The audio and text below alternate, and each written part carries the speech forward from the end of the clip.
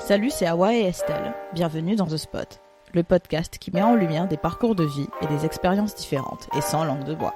Notre invité aujourd'hui a dit « J'ai compris que j'avais une ambition sociale et artistique, raconter des histoires peu entendues. Avec des œuvres, on peut contribuer à guérir des maux de notre société, discrimination et déterminisme social. » Vous l'avez compris, nous recevons aujourd'hui Laurence Lascari, fondatrice de la société de l'autre côté du périph', productrice du documentaire Les Marches de la Liberté de Rokhaya Diallo, coprésidente du collectif 50-50 qui milite pour plus de parité et de diversité dans l'audiovisuel et, en plus, elle est guadeloupéenne. Bonne écoute.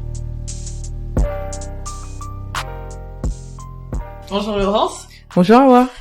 Bienvenue dans The Spot. Merci. Merci de nous accorder un peu de ton temps et de le passer avec nous dans cette chaleur. On enregistre en juillet. Avant qu'on commence, pour ceux qui ne te connaissent pas, est-ce que tu peux te décrire en quelques mots? Alors me décrire, donc je suis une femme noire de 39 ans. Je mesure 1m67. Voilà. Est-ce que je dois ajouter d'autres choses sur ma description? Je pense qu'Estelle va rajouter des choses. Non, bah oui, enfin il y a plein de choses à dire, mais on va en parler tout au long du podcast.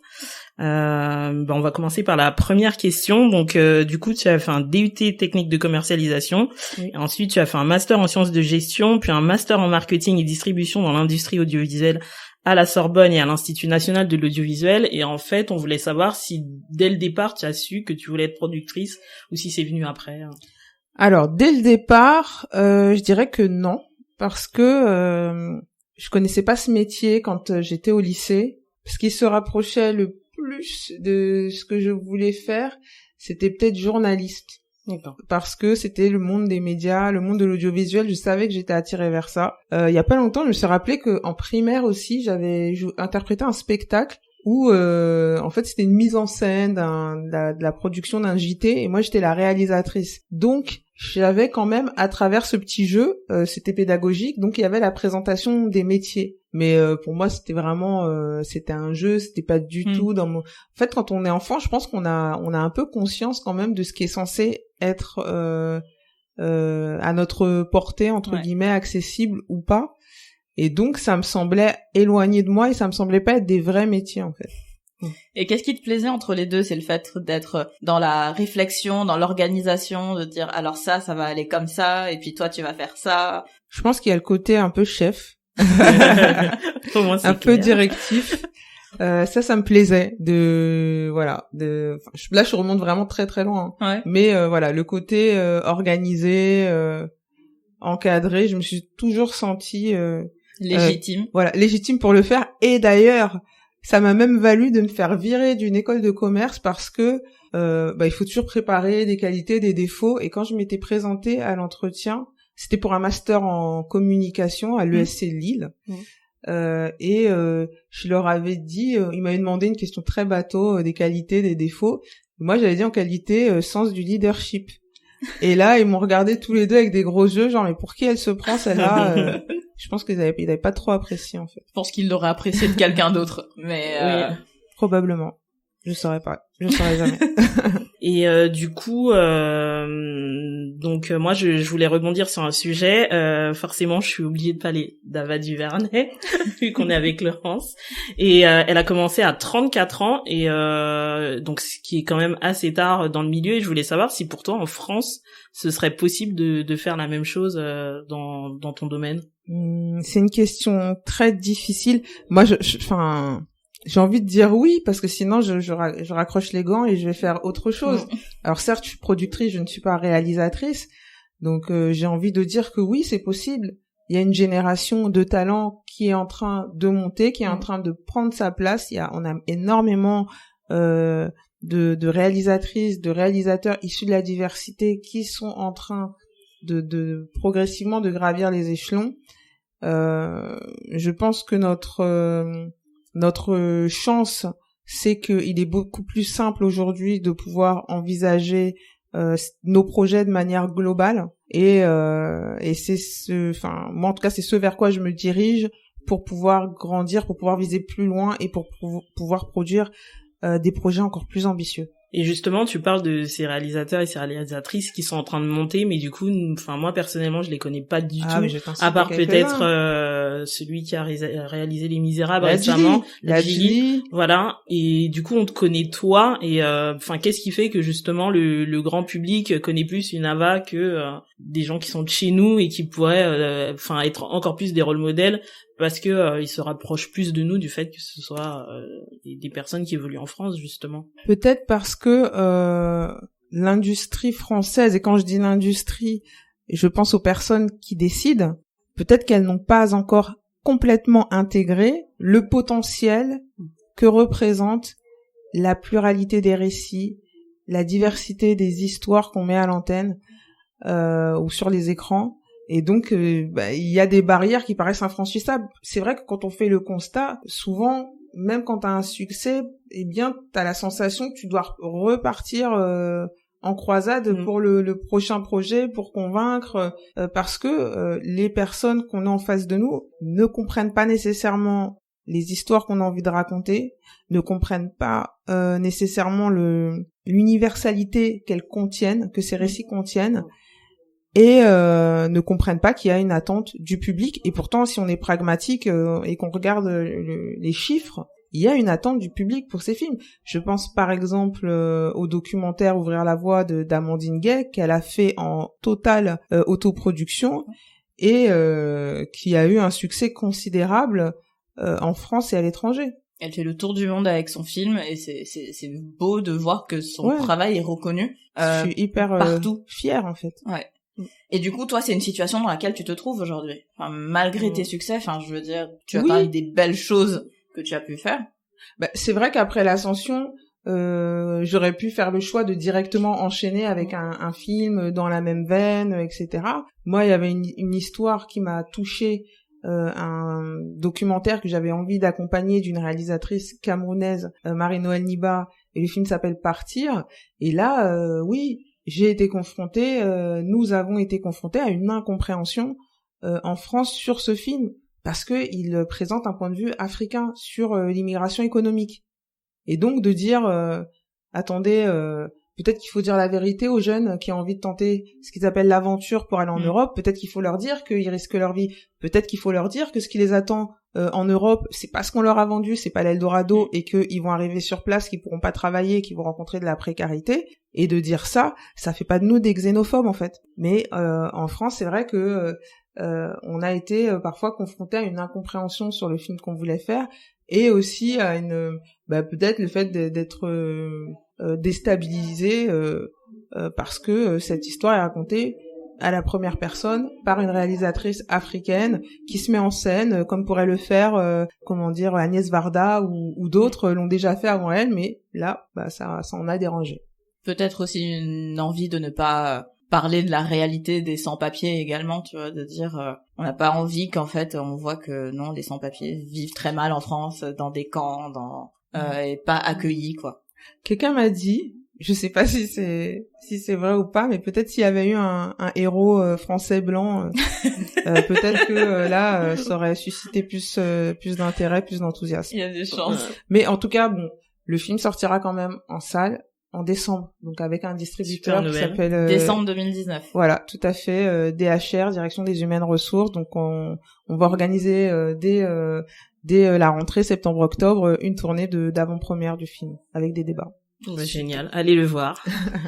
Et du coup, ce que tu dis, c'est ça peut être un peu décourageant parce que dans le sens où normalement on est censé faire ses preuves, et une fois qu'on a fait ses preuves, c'est censé nous rapporter quelque chose. Et comment tu fais pour avoir encore de la motivation et continuer malgré tout ça? Parce que ça fait partie du métier en fait de producteur. Chaque film, c'est un prototype. Donc à chaque film, on remet entre guillemets son titre en jeu pour aller faire un tour de table, convaincre à nouveau des partenaires, etc. Et moi, je pars du principe que j'apprends en fait de chacune de mes expériences, j'apprends, je progresse. Et peut-être que le plus important pour moi dans cette aventure, c'est que c'est un film dont je suis fière. C'est un film qui, je pense, sera utile. Et c'est pour ça aussi qu'on fait ce métier, c'est pour amener du sens et c'est pour amener du changement. Et c'est comme ça que tu choisis tes projets, du coup? Ouais. Tu cherches toujours le sens? Ouais. Alors sur les documentaires, c'est plus des films qui vont questionner la société, qui vont parler de sujets forts sur le plan politique. Et sur la fiction, par contre, c'est beaucoup plus large. Moi, je cherche avant tout du divertissement qui va amener du sens et qui va faire en sorte qu'on raconte la France telle qu'elle est, telle que moi je la vois au quotidien dans la rue ou sur ce plateau. Là, je pense que je vais faire un petit step en arrière.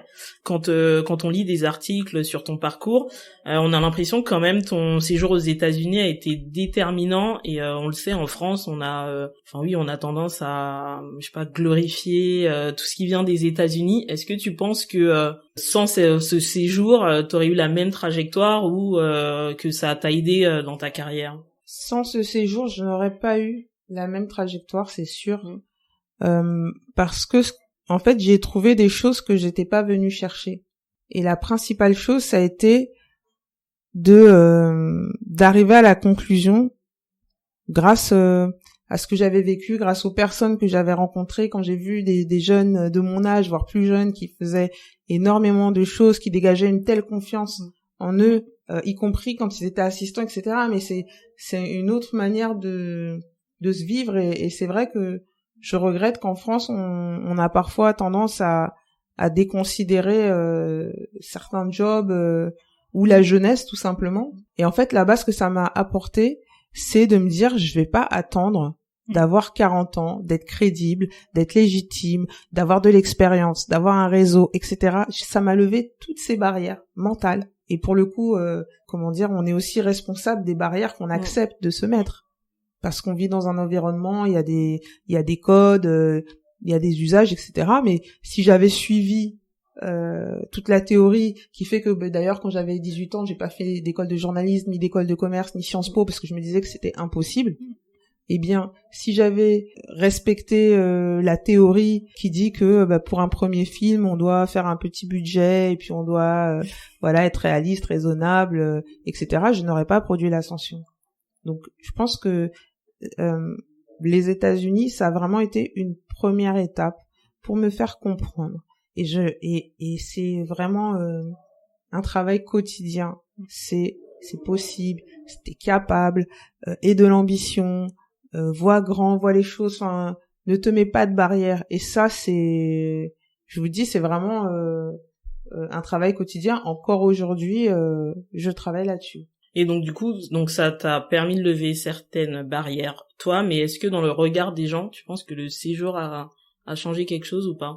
Le départ à New York, oui. Quand j'y étais, oui. Mais quand je suis rentrée, j'étais rien, j'avais pas de travail. Donc quand je suis rentrée, c'était alors certains osaient me le dire, mais pourquoi t'es rentrée? Faire là. Tu vas monter une boîte? Waouh, comment tu Bonne fais? chance. Bonne chance. Enfin, que des choses comme ça, plombantes. Bon, après, j'avais quand même des amis qui m'ont encouragée, mais ça suscitait de l'inquiétude, voire de l'incrédulité. Donc en 2008, tu fondes de l'autre côté du périph. Et je pense que c'est un mot qui va revenir souvent dans le podcast, mais c'est couillu déjà de faire le choix d'installer ta boîte de production au-delà du périph, de donner ce nom aussi à ta boîte. Explique-nous parce que je trouve ça vraiment hyper courageux, surtout que là les gens ils en entendent parler aujourd'hui si c'était aujourd'hui on se dirait oui c'est bien, c'est quand même courageux, mais voilà, on est en 2019, mais t'as fait ça en 2008, donc on voit que les choses ont très peu changé, donc à cette époque-là j'imagine que ça devait être un choix vraiment couillu, donc raconte-nous. Bien, en fait, de l'autre côté du périph', c'est le nom d'un documentaire de Bertrand et Nils Tavernier qui a été diffusé sur France 3 en 1998. Et je me souviens très bien qu'à la diffusion de ce documentaire, j'avais été vraiment bluffée parce que enfin, je voyais des histoires. Donc ça se passe à la Cité des Grands Péchés à Montreuil. Et en fait, pour la petite histoire, donc c'est une pétition d'artistes contre le ministre de l'Intérieur, Éric Raoult, et puis il leur avait répondu, mais vous les bobos, vous allez en cité pour voir, puisque vous parlez beaucoup, vous n'avez qu'à y aller, puisque vous êtes plein de bonnes intentions, et vous pensez qu'il y a trop de répression policière. Et en fait, c'est le point de départ du film, puisque Bertrand Tavernier et son fils Nils sont partis habiter pendant plusieurs mois dans la Cité des Grands Péchés pour faire ce documentaire. Et en fait, ce qui m'avait frappé, c'est que en fait, il racontait des histoires avec des personnages tout simplement. Et enfin, c'était la première fois que je voyais un documentaire où on n'était pas dans l'essentialisation des gens de cité avec tous les clichés qui vont avec, etc. Et donc 10 ans plus tard, quand je commence à travailler sur la création de ma société, en fait c'est un ami de Montreuil, parce que je comptais m'installer là-bas, c'est une ville que j'aime beaucoup, qui m'a soufflé ce nom. Et j'ai adoré, je lui ai dit mais bien sûr, carrément.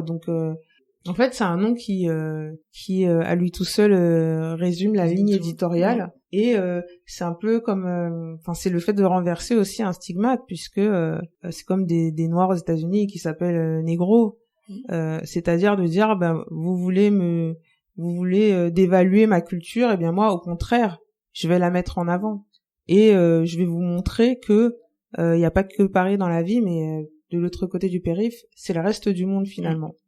Et c'est toute l'ambition que j'ai voulu mettre avec ce nom auquel je suis hyper attachée. Surtout que l'autre côté du périph', c'est aussi Paris. Enfin, je veux oui, dire, pour nous, c'est de l'autre côté, c'est Paris. C'est ça. C'est pas se centrer juste sur Paris. Exactement. Et du coup, ils connaissent ta société de production? Je leur avais écrit. Ouais. Je leur avais écrit en 98 quand même pour leur demander leur avis. pour les en informer. En fait, c'était une manière, comment dire, j'avais proposé à Bertrand Tavernier d'être entre guillemets le parrain de ma société, etc. Mais c'était aussi une manière de le mettre à l'honneur. J'avais parlé du pourquoi j'avais appelé ma société comme ça, et j'ai jamais eu de réponse. Mais il se trouve que quelques mois après cette demande, j'avais écrit à sa société. En fait, j'ai croisé dans une soirée, purement par hasard, parce que c'était une femme que j'avais rencontrée à New York, qui travaillait là-bas et qui était de passage à Paris. Et en fait, dans ses amis, il y avait l'assistante de Bertrand Tavernier, donc elle était là. Et je lui dis mais c'est pas possible de vous voir ici. J'ai écrit et j'ai jamais eu de réponse. Et elle m'a dit oui, je me souviens très bien de ce mail. Je lui ai montré. Il y a pas eu de retour.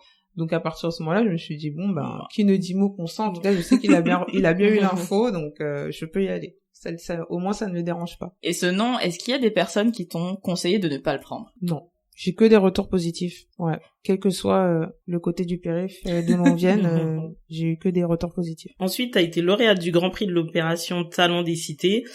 Pour les personnes qui connaissent pas le prix, est-ce que tu peux dire ce que c'est, ce que ça t'a apporté? Oui. Alors, en intro, ce que je peux dire, c'est que avant de me lancer, de déposer les statuts de ma société, j'ai passé 9 mois, c'est vrai, à écumer les salons, salon de l'entrepreneur, tous les événements dont j'entendais parler qui étaient liés à l'entrepreneuriat. Vous pouvez être sûr que j'étais là, à prendre des informations sur le financement, à parler de ce que j'étais en train de faire. Je m'étais créé mes petites cartes de visite, de productrice sur Vistaprint pour pas les nommer. Et donc j'étais vraiment dédiée à 100% à mon projet. Et donc, comme tout le monde, j'étais allée à l'époque, ça s'appelait, c'est le site de l'APCE, je sais pas si ça s'appelle encore comme ça aujourd'hui, l'Agence pour la création d'entreprises, et j'avais identifié un certain nombre de financements auxquels je pouvais prétendre, parce que j'ai rapidement compris que en fait, quelque part, quand on est porteur de projet, on est un produit. Et donc, il faut trouver les clients qui sont intéressés par ce produit. Et donc, étant originaire de Bobigny, avec un projet qui était porteur de plein de valeurs pour la réhabilitation des quartiers populaires, je me suis dit, là, il y a vraiment une carte à jouer, et j'y suis allée comme ça sans pression. En fait, souvent j'ai remarqué quand je me présente comme ça à un concours ou autre, quand j'entame les démarches, j'y vais toujours avec la sensation que c'est facile et que de toute façon c'est sûr que c'est bon, ça va marcher. Et il y a toujours un moment où je réalise qu'en fait c'est pas automatique, c'est pas un guichet et que c'est une compétition et que donc il va falloir quand même se donner les moyens. Donc j'ai envoyé mon dossier en étant très sûre de moi. Et ensuite, j'ai compris quand on m'a appelé pour venir présenter, il y a d'abord des sélections régionales puis nationales. Donc quand j'ai été appelée pour présenter les sélections pour la région Île-de-France, j'ai vu qu'il y avait d'autres personnes. Et Puis j'ai vu qu'il y avait plus de monde que de place pour les lauréats. Et là, je me suis dit, waouh, j'ai commencé à transpirer. En plus, la présentation, le PowerPoint, je crois que j'étais en train de le finir. Enfin, c'était vraiment pas mal de stress. Et puis, donc finalement, j'ai fait partie des lauréats régionaux. Ensuite, il y a une deuxième étape. Donc, il y a des entreprises partenaires. Chaque entreprise désigne son lauréat. Donc, je crois qu'il y a 24, je sais plus combien, lauréats régionaux, ou 70. Je crois qu'il y en a 70 et ils en retiennent 11 ou 12. Enfin, à mon époque, en tout cas. Et, parce qu'il y a plusieurs lauréats par région. Hein, Ah oui, d'accord. et donc, j'ai fait partie des 12 ou 11 lauréats nationaux. Et ensuite, cerise sur le gâteau. Donc, on pitch encore en fait, il y a plusieurs étapes. Une fois qu'on est lauréat national, on doit, le matin de la cérémonie, pitcher devant les dirigeants de toutes les boîtes partenaires, président du Sénat. Enfin, vraiment, c'était assez impressionnant. Et donc, j'ai gagné le Grand Prix. Et là, beaucoup de presse, beaucoup de visibilité, mes statuts à peine déposés. Et voilà comment je me lance propulsée par ce prix, parce que ça m'a quand même amené pas mal de visibilité. Et c'est à double tranchant d'ailleurs, parce que ça vous amène dans un truc où on vous dit que ce que vous faites c'est formidable, mais en même temps vous venez juste de commencer, donc vous êtes en train d'apprendre. Mais voilà, je m'étais dit que j'apprendrais en faisant, donc c'est ce que j'ai fait. Et tu continues aujourd'hui à faire ce genre de choses, à participer à des concours, Oui. Ouais, soit des concours ou des programmes aussi. D'accord. C'est plus des programmes aujourd'hui que des concours. Mais j'ai quand même été lauréate en 2015 d'un concours qui s'appelle Créatrice d'avenir. Et puis là dernièrement, j'ai participé à des programmes. Donc il y avait un programme sur l'entrepreneuriat social qui c'est le programme de la fondation Ariane de Rothschild, où là je suis partie pendant 2 semaines à Cambridge. J'ai rencontré des entrepreneurs sociaux qui venaient d'un peu partout dans le monde. Ensuite j'ai fait le programme de la Women Initiative Foundation. Donc ça c'était à Stanford, c'était super, un programme sur le business et spécialement conçu pour des femmes. Et puis là je vais partir avec le programme des Young Leaders.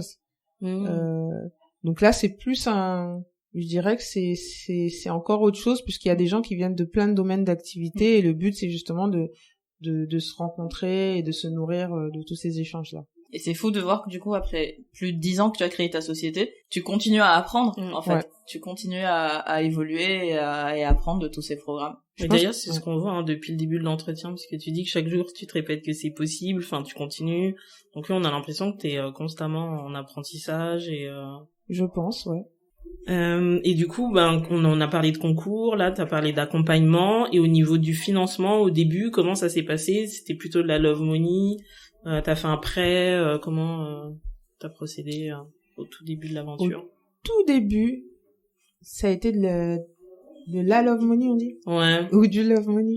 Je sais pas. Un mix des deux. Voilà. Parce que donc j'avais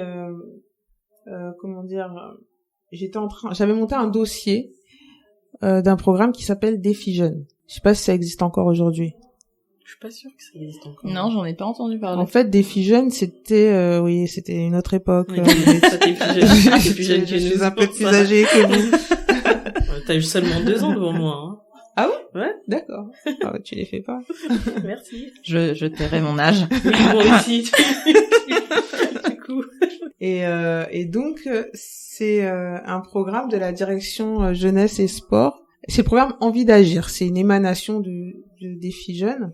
Et ça permettait à des jeunes de moins de 30 ans qui ont un projet de pouvoir bénéficier d'une bourse de la direction jeunesse et sport. Donc j'avais présenté, c'était pratique, c'était juste en face de chez moi, donc j'avais juste à descendre et à aller en rendez-vous. Et en fait, parmi les choses qu'ils demandaient, il fallait avoir un apport en industrie et un apport en nature. L'apport en industrie, ça pouvait être n'importe quoi, une société qui vous donne une imprimante ou des ordis. Moi, en l'occurrence, c'était la mère d'un ami qui me mettait à disposition un bureau qui était l'ex-chambre de son fils. Et il fallait avoir un apport en numéraire aussi, quel que soit le montant. Je pense que l'idée, c'était vraiment de montrer qu'on avait la capacité d'aller convaincre, voilà, qu'on chercher. était débrouillard et qu'on avait la capacité de trouver des solutions. Et donc pour cette partie, pour les deux, j'avais préparé un courrier que j'ai envoyé à tous mes contacts de l'époque, en disant voilà, je participe au défi jeune, voilà mon projet dans le cadre de ce dispositif, je dois avoir 2 parrainages, donc j'explique, etc., en nature, en numéraire, etc. Donc je l'envoie à une vingtaine de personnes, et il y a une personne qui me répond: oui, Laurence, j'ai vu ce projet-là, mais est-ce que tu cherches des investisseurs? Parce que moi, j'ai un peu de sous de côté, et j'aimerais bien les investir. Donc, on s'est vu, et voilà comment elle a investi dans ma société. Elle est toujours associée aujourd'hui, Elisabeth, si tu nous écoutes. Et en fait, c'était super, parce que moi, mes économies, elles me servaient à vivre. Donc, j'avais pas d'argent à injecter au départ de la création. Et donc c'était bien de montrer vis-à-vis des banques qu'il y avait un peu de cash qui était injecté dans la société. Donc grâce à Elisabeth, j'ai pu avoir un dossier un peu plus crédible, et puis elle m'a beaucoup aidé, surtout en fait je me souviens, on a rédigé des statuts ensemble. Enfin, c'est toujours intéressant d'avoir une personne, d'avoir un miroir qui vous aide à franchir ces premières étapes. J'ai l'impression que c'est toujours compliqué de se lancer seul. Et d'avoir personne avec qui échanger sur les idées, qui puisse dire est-ce que bien, pas bien, est-ce qu'on est sur la bonne voie ou pas. C'est vrai, mais vaut mieux être seul que mal accompagné. J'avais essayé à un moment, j'avais essayé de m'associer avec une personne, et puis on s'est aperçu qu'on n'avait pas la même vision des choses. Donc moi je voyais les choses, voilà, enfin. Elle était plus prudente que moi, je pense. Peut-être qu'elle avait raison. Et donc finalement, on est arrivé à la conclusion que ça n'allait pas aboutir. Et c'est comme ça que je me suis associée avec Elisabeth. Et puis ensuite, j'ai bénéficié d'un prêt d'honneur du réseau Entreprendre 93. Il y avait le dispositif aussi NACRE, qui fait que j'avais pu bénéficier je crois que c'était des indemnités chômage pendant quelques mois après la création d'entreprise. Donc voilà, c'était différentes petites choses qui m'ont permis de me lancer, mais la société était quand même sous-financée. D'accord. Et pendant combien de temps t'es resté sous-financé comme ça? Au bout de 2 ans, j'ai fait appel à un fonds de capital risque qui a mis un petit peu d'argent. Et ensuite, l'année suivante, j'ai ouvert le capital, j'ai fait rentrer des actionnaires. C'était sur des petits montants. C'est les cigales. Je sais pas si vous connaissez. Non, du tout. C'est des clubs d'investissement, mais qui investissent que dans des sociétés qui ont une forte dimension sociale, qui sont utiles. Voilà, ça peut être pour l'environnement, pour la société, etc. Et donc, c'est des personnes qui se regroupent. Ils sont 10, et chacun investit de l'argent. Et à chaque fois, ils investissent des petites sommes dans différents projets. Et donc, j'avais plusieurs clubs qui avaient investi dans ma société. C'est vraiment des tout petits montants. Et mon pari, c'était de me dire que c'est autant de personnes qui chacune ont un réseau, et ça va peut-être m'aider à pouvoir faire grandir mon activité, parce que durant les premières années, moi, mon gros handicap, alors il y a les finances d'une part, mais ça encore, j'aurais pu faire avec. Et puis on faisait aussi des films d'entreprise qui font qu'on avait des petits revenus récurrents. Mais ce qui me pénalisait le plus, c'était surtout le déficit de réseau. Parce que ça, c'est quelque chose sur laquelle j'avais fait preuve de beaucoup de naïveté, mais tant mieux, parce que peut-être si j'avais pas été naïve, je ne l'aurais pas fait. Mais quand on se lance, il faut avoir des interlocuteurs en face à qui vendre. Mais ils reçoivent énormément de projets. Ils ont pas mal d'enjeux sur le résultat des films, l'audience quand c'est des chaînes, quand c'est des diffuseurs, et puis le producteur est ce qu'on appelle le garant de la bonne fin. Donc il garantit sur ses fonds propres que le film va être livré quoi qu'il arrive, qu'il ait l'argent, qu'il ait pas l'argent, il va livrer. Et tout ça fait que ceux qui ont le pouvoir auront tendance à travailler toujours avec les mêmes, parce que ça se passe bien, parce que ils ont confiance, parce que ce sont des grosses sociétés établies, etc., etc. Et donc ouais, ça a été les premières années, ça a été assez compliqué de pouvoir vendre les premiers projets. Et c'est pour ça que j'avais créé en 2011 la journée des jeunes producteurs indépendants, qui est un marché de programme pour les jeunes producteurs. Parce que au bout de 2 ans, je voyais que c'était hyper compliqué. Et je me suis dit je suis pas la seule dans cette situation, donc créons un rendez-vous où on va enfin être désirable en tant que jeune producteur, et les décideurs vont venir à nous, ils vont franchir le périph', puisque les premières années c'était à Aubervilliers, on les a fait se déplacer, et voilà, ils vont être curieux de savoir ce qu'on fait. Et j'aimerais juste revenir sur ta rencontre avec Elisabeth, puisqu'on a une de nos invités qui nous disait que justement en France il y a cette peur de parler de son projet, et donc toi tu confirmes que il faut pas l'avoir. Ça dépend peut-être du projet, mais moi en tout cas j'en parlais à tout le monde. Je disais dès que j'allais quelque part, oui, je suis en train de créer ma société, parce que c'était une manière aussi pour moi de me conditionner. Je me suis jeté les 2 pieds dedans, j'avais pas de plan B, je n'avais pas d'activité à côté, j'étais vraiment dédiée à 100% à ça, et dès que je croisais quelqu'un, je lui donnais mon statut. À la boulangerie. Ouais, peut-être pas exagéré. J'aurais pu, hein. Donc, en 2016, tu produis L'Ascension. Oui. Avant de parler du succès que ça a été, quand même, ça a été quoi la plus grosse galère sur ce film? Alors, la plus grosse galère, c'est peut-être quand, sur le tournage, quand on arrive à Loukla, c'est une fois en fait, c'est la plus haute piste d'atterrissage, je crois que c'est à 2000 mètres d'altitude, et donc avec l'équipe du film, on s'installe là, juste avant le trek qui va emmener l'équipe jusqu'au camp de base, voire un petit peu plus haut. Et pour les 5 semaines où ils vont faire le trek, et ils vont tourner en même temps. Donc ils vont marcher réellement, ils vont faire le parcours des alpinistes qui vont au camp de base.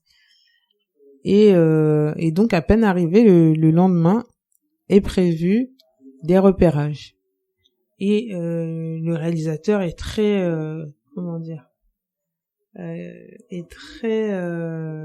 impatient d'aller faire des repérages. Il est dans une énergie vraiment très militaire.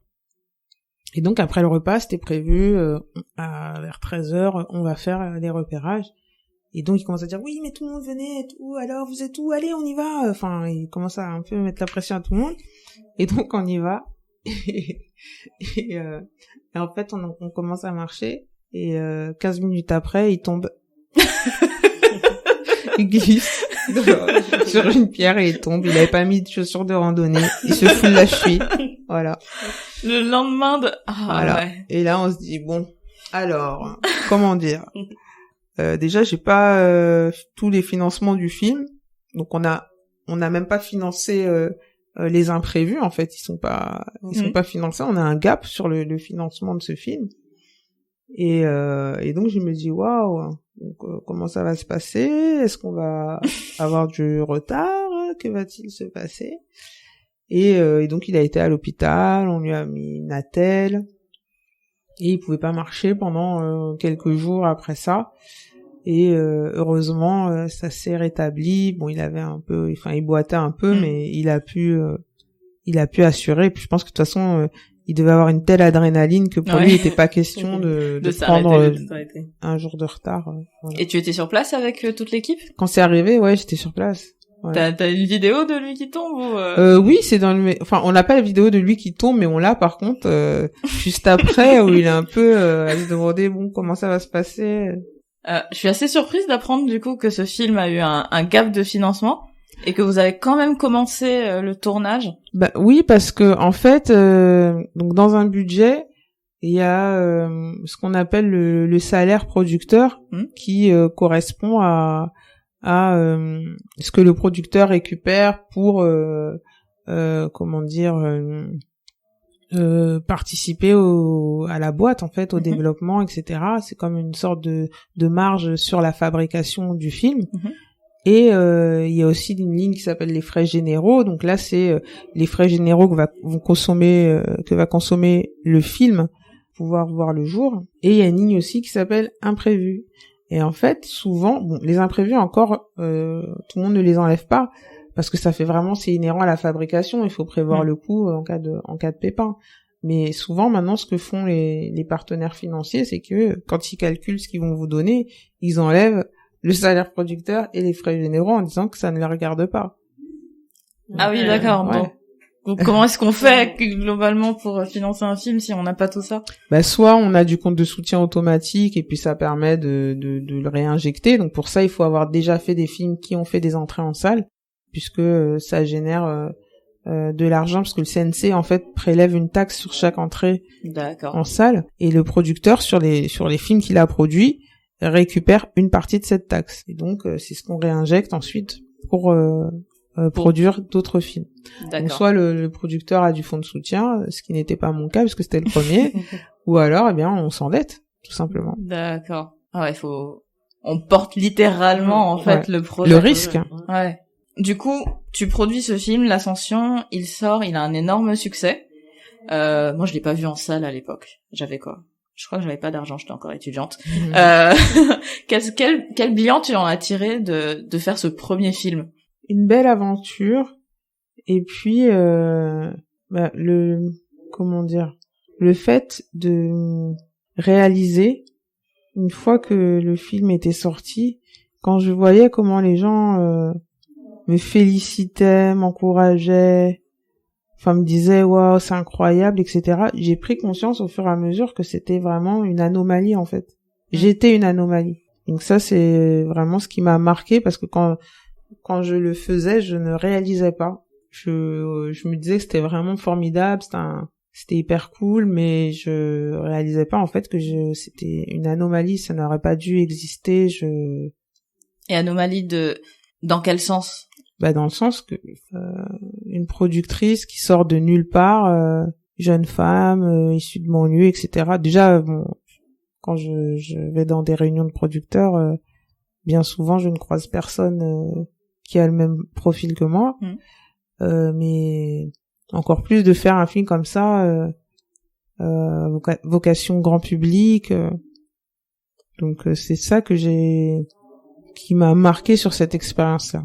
Au-delà de la joie et de la fierté d'avoir fait un film qui a plu aux banlieusards, parce que c'était aussi pour eux qu'on le faisait. Il y a beaucoup de gens qui t'ont découvert grâce au film, parce que moi je sais qu'il y a des gens qui me disent ouais, il y a une productrice d'origine guadeloupéenne, Laurence Lascari, etc. Ça fait longtemps qu'elle est dans le métier, donc ça t'a apporté une belle visibilité. Oui.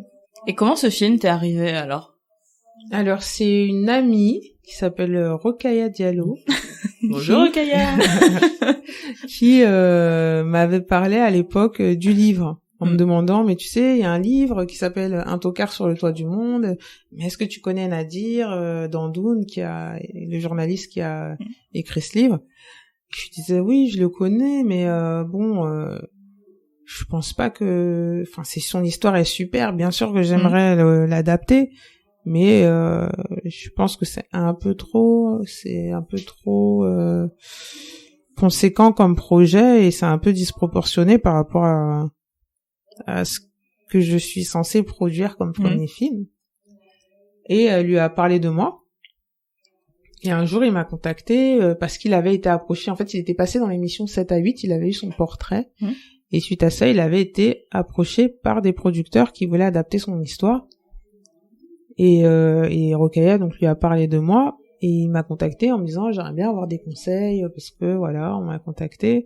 Donc on s'est rencontrés, on a pris un café, et là je lui ai donné les conseils que je pouvais lui donner.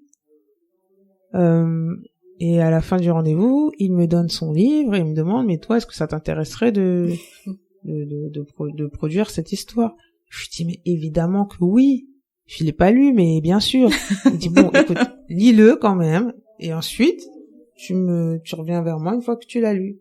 Donc je l'ai lu, c'était pendant les vacances de Noël et début janvier, je l'ai appelé, je lui ai dit mais oui Nadir, je veux absolument produire ce film et je me suis lancée comme ça en étant convaincue que de toute façon c'est un grand film de cinéma avec un potentiel énorme, donc il n'y avait pas de raison, enfin tout le monde allait vouloir faire ce film avec moi. Mais donc en fait ils t'ont fait un traquenard, je pense. Non, je pense pas, parce que même Nadir m'a dit qu'il y a des personnes qui lui disaient mais pourquoi tu vas faire ce film avec elle, prends un vrai producteur entre guillemets. Non mais quand je dis traquenard, c'est dans le sens où Rokhaya et Nadir, je pense que dès le début ils t'avaient en tête. Je pense pas. Non, je pense pas. Je pense que c'est vraiment Rokhaya qui a voulu connecter deux personnes voilà, et lui il me connaissait pas vraiment, hein. Il connaissait pas presque pas en fait. Hein. D'accord. Vaguement, il avait vaguement entendu parler de moi, mais il me connaissait pas. Estelle, mère Macrel, qui trouve des complots. Tu devrais écrire des scénarios. Du coup, on a parlé cinéma. Moi, j'aimerais bien parler de Netflix. Alors c'est un constat personnel et je voulais avoir ton avis sur la question. On a l'impression que sur Netflix, États-Unis et voire même d'autres pays, il y a quand même pas mal de progrès. On voit des séries avec des représentations diverses, etc. Et par contre, sur Netflix français, on ne voit pas. Donc là, ils ont annoncé, il y a Kerry James qui va avoir son film Banlieusard, mais pour l'instant, enfin, ça reste très timide. Donc selon toi, qu'est-ce qui coince? Je pense que ça arrive. Alors peut-être que c'est pas visible, mais ça arrive. Par exemple, c'est Netflix qui a acheté le film Divine d'Ouda Benyamina à un prix incroyable. Je sais plus combien il l'avait acheté, plus 1 million d'euros, un peu plus. Et ça, c'était du jamais vu. Et pareil, ils ont acheté l'Ascension. C'est pas visible en France, c'est visible partout dans le monde, mais ils l'ont acheté à un très bon prix également. Donc je pense que c'est une réalité, leur envie de séduire des communautés, enfin d'aller sur des entre guillemets des niches, ou en tout cas des films qui ont un public bien ciblé, parce que c'est ce qui fait leur marque de fabrique. Donc ça arrive petit à petit, en tout cas c'est un discours qu'ils répètent inlassablement en France. Alors dans les projets qu'ils ont signés, c'est vrai que c'est pas systématique et c'est pas non plus ce qui prévaut. Il y a pas mal de productions différentes, mais pour moi c'est une opportunité incroyable compte tenu de ce que je produis. Et tu penses qu'il pourrait y avoir un Wednesday CS? J'aimerais tellement, mais quand j'ai vu cette mini-série, je me suis dit enfin j'étais en larmes et je me disais mais voilà pourquoi je fais ce métier, voilà ce que j'ai envie de faire moi j'ai envie de faire ça. Donc tu as bien aimé la mini-série. Ah mais c'est plus que ça en fait. Parce que même en termes de, je sais pas si le mot divertissement correspond à cette série, parce que c'est tellement difficile. Pourtant je connaissais l'histoire. Ouais. Mais c'était extrêmement fort et comment Netflix, si tu nous entends, contacte Laurence Lascari. Non, c'est vrai que c'est une série qui est poignante, quoi. Pareil, je connaissais l'histoire, mais pas dans les détails, mais c'est une grosse claque. Et du coup, quels sont tes projets pour le futur? Alors, il y en a beaucoup, hein. Il y a des longs métrages, donc une comédie sur dans le milieu des femmes entrepreneurs, justement, dans la tech, qui va parler de sexisme ordinaire, mais avec beaucoup d'humour. Si tu cherches des témoignages, je pense que Estelle doit en avoir énormément. On va s'en parler, on va en discuter. Pas mal d'histoires. Et ensuite un biopic pâtissier sur le plus jeune champion du monde de pâtisserie, qui a reçu son titre alors qu'il avait 22 ans. Et on va raconter son histoire parce qu'il a eu un parcours très chaotique et c'est un très beau film justement qui invite à croire en ses rêves. Ensuite un film qui nous emmène dans le monde du reggae qui s'appelle Sound System, et un film qui s'appelle Jour 26 que je coproduis également, où là on est plus dans le milieu de la finance, de la spéculation et des conséquences que ça peut avoir sur des populations pauvres. Mais moi je les achète tous là. Mais vraiment, t'as des sujets très différents, mais du coup qui sont très spécifiques en même temps dans chacun des thèmes. On a hâte de voir ça. Merci. Et du coup, t'as parlé de reggae, donc je vais faire un petit saut et en profiter pour parler de tes origines. Donc, tu es originaire de la Guadeloupe. C'est ça. Sainte-Rose, c'est ça? Ouais. Et Sainte-Rose et Petit Canal, faut pas oublier Petit Canal. Je savais pas pour Petit Canal. Et du coup, quel est ton regard sur le cinéma caribéen? Alors, j'étais au festival Nouveau Regard en mars dernier. Ce que je peux dire, c'est que ça bouge pas mal. Il y a une industrie, il y a des techniciens, il y a des auteurs. Après, ça, comment dire, il manque encore un petit... je sais pas, un petit boost supplémentaire pour que ça soit plus simple de produire. En fait, j'ai l'impression que produire des courts-métrages, ça va. Accueillir des tournages, ça va aussi. Par contre, là où ça blesse, c'est pour produire des longs-métrages avec une identité locale. C'est vraiment c'est hyper complexe en fait d'aller chercher des financements à l'échelle nationale. Et est-ce que tu comptes produire d'autres choses à l'instar de La Reine de l'Évasion? Ah oui, j'aimerais beaucoup. En plus, l'année dernière, on a tourné 2 courts-métrages outre-mer. Donc, il y avait La Petite Sirène à La Réunion et La Reine de l'Évasion qu'on a tourné entre la région parisienne et la Guadeloupe. Et ouais, ça m'a donné envie d'en faire plus. Clairement. Bah, du coup, moi, je ne suis pas originaire de la Guadeloupe.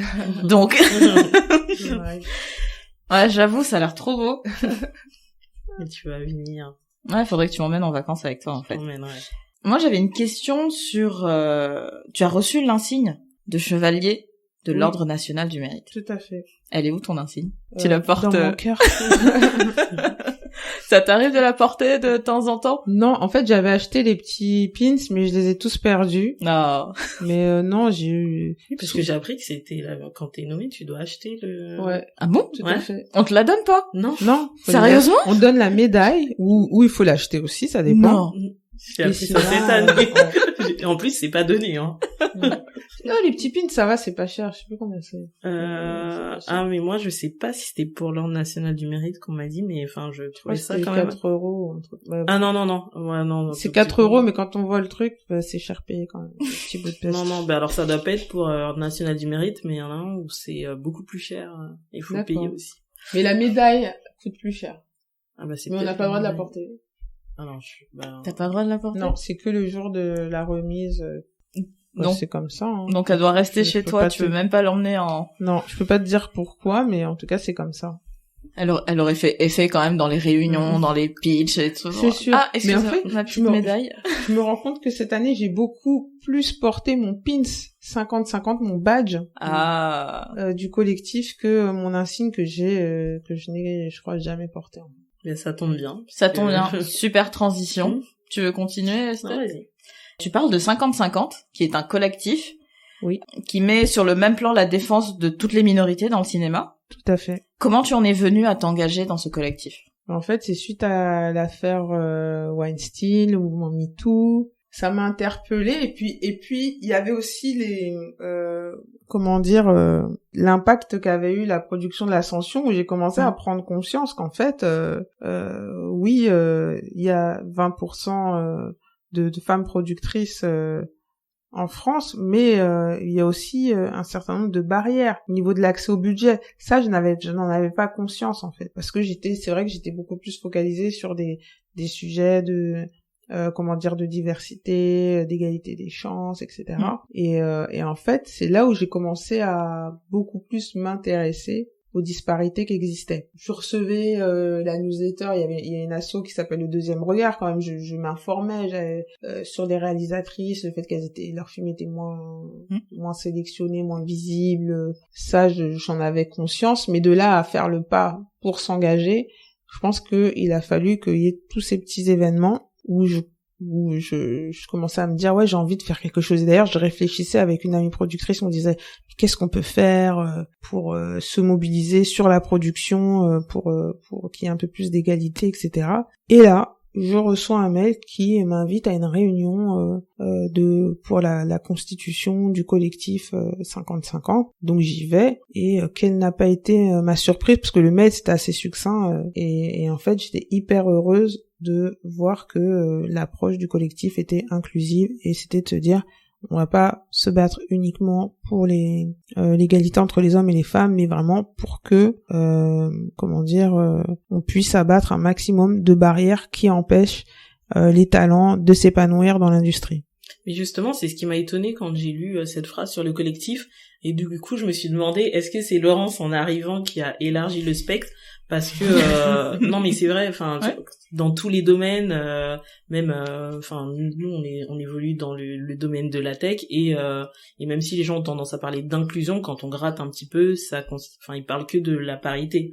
Et quand on parle des autres discriminations, bah c'est plutôt oui, non mais d'abord il faut parler du sujet des femmes et ensuite on parlera des autres, ou alors oui mais on a déjà assez de problèmes, donc si en plus on prend ceux des autres, donc est-ce que tu sais comment ça se fait que dès le départ le collectif se soit positionné sur ce côté intersectionnel? Tout simplement parce que une majorité des personnes, voire la totalité des personnes qui en sont à l'origine, l'ont voulu comme ça. Quand on a fait cette réunion, moi je me souviens, il y avait eu une femme qui a dit mais est-ce que vous pensez pas que ça va diluer le combat pour les femmes, puis ça représente 51% de l'humanité, etc., etc. Mais et avec beaucoup de bienveillance en fait, plusieurs personnes lui ont répondu que c'était essentiel de pouvoir s'attaquer à tous les sujets et pas uniquement la parité. Et j'aurais pas pu à moi seule changer quelque chose. Enfin, c'est vraiment un collectif en fait. Une personne peut pas tout. J'ai une force de persuasion, mais faut peut-être pas, parce que si tout le monde avait dit que c'était pas prioritaire, ça n'aurait pas été. J'aurais brassé du vent. Là, vraiment, au cours de l'année qui vient de s'écouler, on a beaucoup travaillé et sur plein de sujets différents connectés à l'inclusion et à la diversité. Et du coup, l'engagement associatif, donc ça a toujours fait partie de ton ADN, puisque t'étais au sein des Indivisibles avant. Oui. Donc là, le collectif 50-50, t'es engagé sur Noir n'est pas mon métier. Pourquoi ce besoin, et il y a eu la fédération des jeunes producteurs indépendants aussi, que j'ai présidée pendant 4 ans. Donc, qu'est-ce qui te motive à avoir cet engagement Parce que je pense que c'est c'est ce qui me nourrit. C'est pour ça que je fais ce métier. C'est là où je trouve du sens à ce que je fais, parce que en tant que créateur de représentation, on a une responsabilité et c'est pour ça que je fais ce métier. Et donc j'ai envie de pouvoir faire avancer certains sujets. On est dans un pays aussi où l'État intervient beaucoup pour la culture, et dans le cinéma on a le CNC, enfin c'est un système qui est extrêmement vertueux. Eh bien moi j'ai envie que ce système puisse profiter à une large diversité de talents. Surtout que c'est de l'argent public. Tout à fait. Ce sont nos impôts, donc pourquoi est-ce qu'il faudrait qu'une majorité cotise pour qu'une minorité en profite? Ouvrez les portes. Pour finir, donc t'es à fond sur de l'autre côté du périph', t'es très engagé associativement parlant, donc qu'est-ce que tu fais pour te libérer l'esprit? Je regarde beaucoup de séries, donc ça j'aime bien. Tu regardes quoi en ce moment? En ce moment je regarde Pause. Oh oui, j'ai pas encore commencé, mais qu'est-ce que tu attends? C'est l'une des meilleures séries. Ah oui, je suis d'accord. Qui passe en ce moment à la télé, mais vraiment. Et à côté de ça, un peu de sport, un peu de méditation, voilà. Est-ce que il y a un sujet qui te tient à cœur et sur lequel personne ne t'interroge jamais? On te parle jamais de cette problématique? Il y en a quelques-uns qui m'intéressent, l'environnement, les extraterrestres, quoi d'autre? La précarité, la pauvreté. Sur l'environnement, par exemple, tu t'engages aussi dans des associations, ou c'est plus un... Non, c'est plus à titre personnel. Je suis pas impliquée dans une association, mais c'est plus à titre personnel. Dans mon métier aussi, il y a tout un mouvement sur les coproductions, comment réduire son empreinte carbone, etc. Parce que les productions oui, ça consomme génèrent beaucoup. Ouais, il y a on génère beaucoup de déchets, on consomme beaucoup d'énergie, et donc il y a tout un mouvement qui vise à produire de manière plus responsable. Bon, bah alors peut-être qu'on va avoir dans les prochaines années un documentaire sur le chlordécone by Laurence Lascari. Ça, j'aimerais beaucoup. J'aimerais énormément. Ouais. Et en Guadeloupe, il y a un autre sujet aussi qui m'intéresse, c'est l'engagement citoyen. Il y a beaucoup, là-bas, WhatsApp, ça fonctionne à 200%. Les groupes familiaux, c'est un fléau. On est d'accord. Les groupes, on te rajoute où tu n'as rien demandé. Et dont tu ne peux pas sortir parce que c'est politique. Et t'as droit aussi aux petites images, références, un verset de la Bible aussi. Mais pour moi, les gilets jaunes, ça a commencé en Guadeloupe. De toute façon, souvent, oui, c'est les les Guadeloupéens sont souvent en avance sur ça, et les rassemblements spontanés, comment les habitants se mobilisent, des habitants lambda. Moi, je le vois avec, je pense à un groupe qui s'appelle le LCDM, le collectif de défense mobile. En fait, c'est des gens, il y a beaucoup de retraités, puis il y a tout type de personnes, en fait, de tous âges, qui se réunissent tous les lundis pour parler. En fait, leur mouvement a commencé sur les luttes contre les spoliations de terres, etc. Et en fait, ils se réunissent tous les lundis, et c'est un rendez-vous incontournable. Les gens sont là, et en fait, ils se donnent aussi rendez-vous pour aller soutenir telle personne qui est emmêlée dans des déboires administratifs. Donc ils se retrouvent tous, et puis ils ne bougent pas tant que le dossier n'est pas réglé, etc. Donc ça, c'est quelque chose qui m'intéresse beaucoup. On va faire à suivre. Voilà. Merci beaucoup, Laurence. Merci à vous deux, c'était très agréable. Et à bientôt pour un nouvel épisode.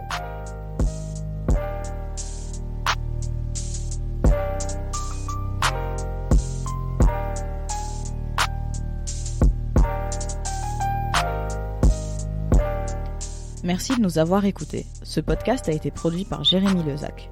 N'hésitez pas à nous faire vos retours sur iTunes en nous laissant des commentaires ou à venir nous parler sur les réseaux sociaux. À très bientôt. Au revoir.